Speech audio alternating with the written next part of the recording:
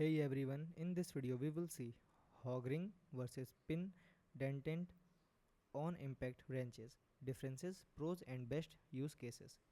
You can see a chart here where their feature of hog ring and pin detent, socket retention, socket changes, best for socket security and easy of removals. So you can read here.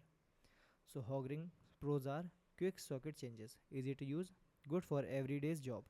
Cons are socket may come off if pulled hard, less secure than a pin detent.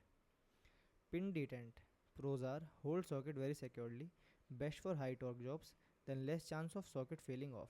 Cons are slower to change sockets, harder to remove sockets. Then which one should you choose? Choose a hog ring if you change sorting often, then works on cars or home project. Want quick socket changes? Need easy everyday use. Choose a pin detent if use. Want a stranger socket hold? Do heavy duty work. Then use high torque often, then don't want the socket to come close. Thanks for watching.